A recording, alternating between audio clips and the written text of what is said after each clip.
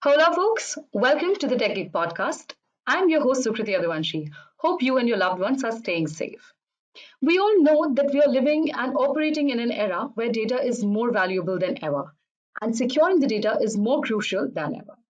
In today's episode, we will talk about confidential computing, which is a new technology that allows organizations to unlock the value of their most private data while keeping it more safe and secure. To broaden our understanding around the topic, I'm in conversation with Amit Ghosh, Chief Information and Services Officer at R3, who believes that it is possible to share the data openly without compromising privacy, security, or integrity. Welcome to the show, Amit. I'm elated to have you. Thank you, Sukriti. It's great to be here and talking about this very important topic today with you. Thanks, Amit. So, to begin with, please help us understand the entire concept of confidential computing. I think, very simply put, confidential computing is about securing data when it's in use. If you look at the landscape today, there are mechanisms and technologies to secure data while it is at rest. Effectively, if I'm storing my data, I can secure it. I can secure the data when it's in transit. So effectively, if I'm sending you data, I can encrypt it, I can zip it, I can password protect it, and so on. So that's also possible. However, it's very hard to do securing data when it's actually in usage or computation is being done on the data. And that's what we aspire to do, especially in scenarios where multiple parties have to exchange data. And in many cases, those multiple parties are individual institutions, or they could be parts of a single big institution as well. So that's really confidential computing at the highest level. Great. Thank you so much for that. Moving on, what are the issues surrounding the data security currently that you can see?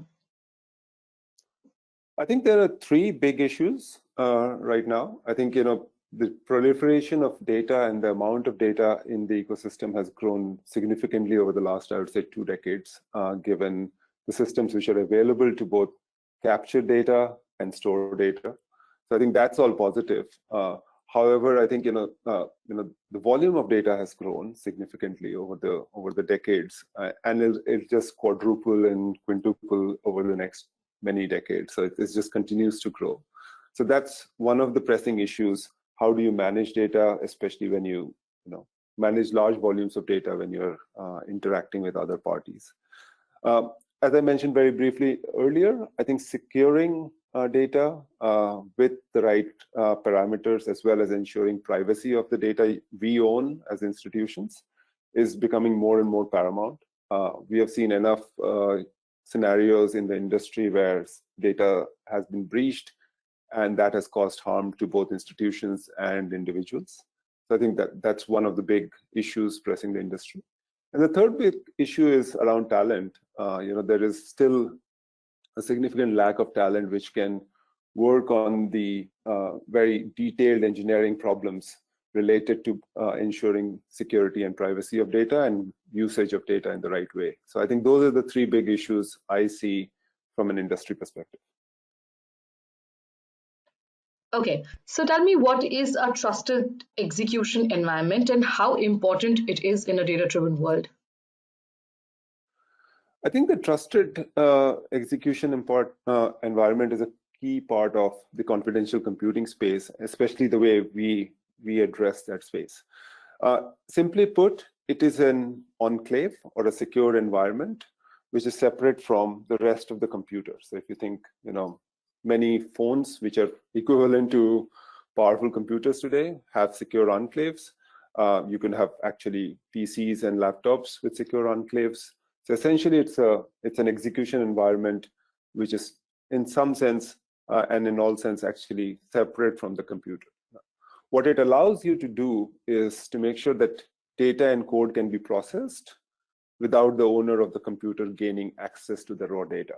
So, for example, if you and I are interacting as two different institutions, and we are sending our data sets to a third party, I think what a trusted execution environment will allow is to make sure that the third party cannot see the data we have sent into the enclave and into the execution environment. And that's really a very powerful concept, especially when you start thinking about how it can be used and where it can be used and what scenarios it can be used. And I think it's also related to the proliferation of data in cloud today, right? So this cloud computing is becoming more the norm. It's already a big industry globally, and it'll continue to grow. And I think what we are trying to do, and we are working on, is how do we make sure that when you share data as well as store data in the cloud, it is secure, as I said before, while in storage, in transit, and in usage. So the usage part is where I think our focus is, and we use the trusted execution environment for that purpose. Wonderful. So, Amit, tell me, how can tech professionals work on easily building secure enclaves? I think the beauty of enclaves, as I said before, was really, I think it provides an execution environment which is very safe and secure. However, the technologies which provide enclaves today are not very easy to use. I think they are often enough complex technologies. It's very typical that the enclaves and the execution environments are written in relatively low level, low productivity languages like C or Rust. And there is, virtually no line of business applications benefiting from this technology today, even though they theoretically could, right? So I think that's really a big challenge. So what R3 and our Conclave platform, in working with Intel's SGX environment, what we are trying to do is a couple of things. We are making the trusted execution environment developer friendly. So bringing high-level intuitive APIs to the world of trusted execution, so that many business developers can actually write applications on any operating system, whether it's be Macs, Linux, Windows, or anything else. I think we are making it easy to use. As I said, trusted execution environments and enclaves are written in low-level languages. I think we are making it easy to use by giving access to write applications using Java, Kotlin, Scala kind of languages, which are more prevalent amongst the business developers who write applications and solve use cases. We're also allowing, through one of the feature sets in our Conclave platform called Conclave Mail, allowing entities and institutions to share data by safely sending private data to secure enclaves. So think of me as an institution, whether I'm a bank or a financial services firm or a corporate trying to send data to another third party for collaboration or multi-party computation, I can do that now far more easily than if I had to deal with the enclave all by myself. And finally, as you know, R3 is a enterprise software company, which is facilitating and accelerating digital transformation by industry collaboration. So we have another platform called Corda, which is a blockchain platform, and we are also enabling the integration of our Conclave multi-party confidential computing platform with the blockchain platform Corda as well. So all of these efforts are really to help our developer community, especially the business developer community, to leverage confidential computing at scale. All right. So, Amit, we spoke about the concept and everything of confidential computing. Help me understand, what are the deep tech skills that engineers, developers, or any tech professionals must have pertaining to the data-led world? I think a few things come to mind, right? First, of course, what we are seeing is the need for understanding how to build multi-party applications. Often enough in the existing world, we see most business applications being singular in nature, as in, if a bank needs an application, they build something or they buy something for their own use. In our world, in multi-party confidential computing, or even in the blockchain world, which we also live in, the key thesis is, how do we work across systems between multiple institutions who may or may not necessarily have the same technology stack? So that's number one. I think in the data world, you'll see a lot of use cases where we have to determine how to share data on a platform like Enclave.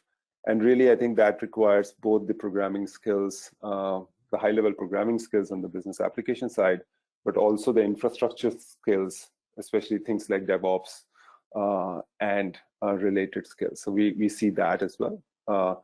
And finally, I would say, the blockchain world is quite a new world. I think it is from a concept perspective still relatively new for many of our existing developer community. And I think that's a skill which is very related to the confidential computing space, because blockchain applications often enough are starting to use confidential computing applications as an add-on. And so I think blockchain skills are becoming more and more relevant. And these are a couple of areas where we both hire, as well as, we do our part of working with the community of developers around the world to provide free training and boot camps and other things. Great. So now this is the last one, Amit. What does the future of industries in terms of confidential computing usage look like? I think the future from our perspective looks quite bright. And I think we have seen enough good use cases come our way already, and many more coming in partnership with our close collaborator, Intel. I think the biggest thing which we are looking for are use cases in fraud analytics, market analytics, as well as data aggregation and similar use cases. So let me tackle fraud first. I think this is probably something which we see in the news quite often. If you look at what's happening from a cyber attacks perspective, there are enough cases which have come to light in the last many years where data has been compromised. And many times the data has been compromised not while it was in store or it was being shipped from one entity to another, but when it was being used by a third party who we trusted to use it in the right way, but then they didn't, right? And I think that's where we come in as well. So one of the big things which we are doing in many of the cases, starting off with financial services firms, but with other industries as well, is creating market infrastructure and technology platforms with the technology companies to bring various industry participants. And these could be many banks together, or this could be many corporates together, or supply chain companies together, or healthcare companies together, and sometimes even government. How can you help them collaborate, share data, and get the analytics without necessarily worrying about will my data be abused, right? So I think that's really where one of our big focus areas is. So essentially, this is fraud analytics or fraud insights, right? The second area is, in some sense, related, but on the other side of business analytics and market insights. Many times, if, for example, if I'm a financial institution, I want to know what my market share is for a certain product line. It's very hard to find that out conclusively. What we are allowing and we are building towards our use cases where, let's say, all the banks in the industry can share their revenue data confidentially and just to the enclave, so not to any individual, just to the trusted execution environment, as we talked about, which can then process all the data sets and come up with the insights and just publish the insights for everybody to see what market share they have, rather than publish anybody's data to each other, right? So those are the use cases which we are seeing come to life. So I would say, to summarize, one would be on everything related to fraud, cyber attacks, and how we address those challenges.